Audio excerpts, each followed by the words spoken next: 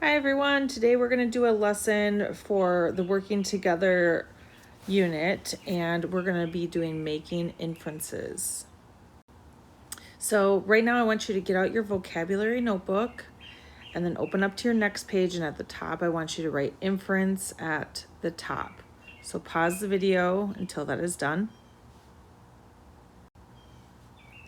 Now that you've written inference, we're going to write the definition. So for inference, it says using what you already know, clues from the text, picture, or video to help figure out what is not being said directly. So when we make an inference, we try to figure out what is being said that it's not exactly telling us. It's not typed or it's not said or you can't tell in the picture. So we want to make sure that when we talk about inferences, we can use what we already know maybe about the situation, but then we're also using clues from the text, picture, video to help figure out what is not being said directly. So like in this picture, he's trying to figure out maybe what's being said about this picture. So if you want for your picture in your vocabulary page, you can draw a person thinking, or maybe you draw something like this where it's like you know something and then you got to figure out what's being said about it. So take a moment, copy this, pause until you're done, and then resume the video. So here, for example, we can make an inference about this picture. We're going to look at this picture. We see a car face first into a snowbank.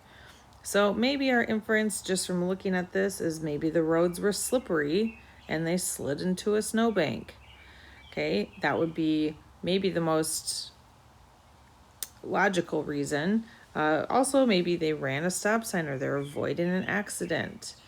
Okay, so you can make an inference about a picture. There's no words on this one, but we can still make an inference about what we think is happening.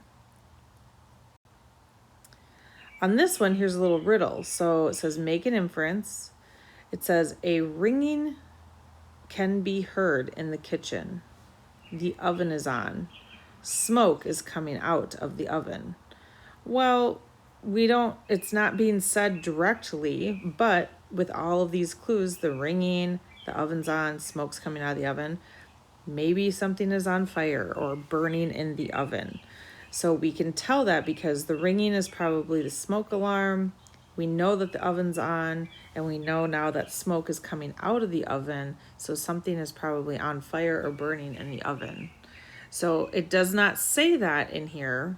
It does not say directly what it is, but we can make an inference based on what we know, just like we did in the picture. Now you're going to try a couple on your own. So you're going to look at this picture and then you're going to decide what is the best inference that you can make option. What is the best option for an inference that you can make from this picture?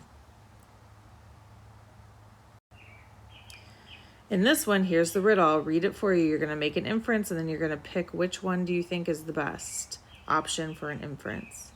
So the first clue is Miss Watson speeds down the street. She hurries to each stop sign. She looks at the clock in her car.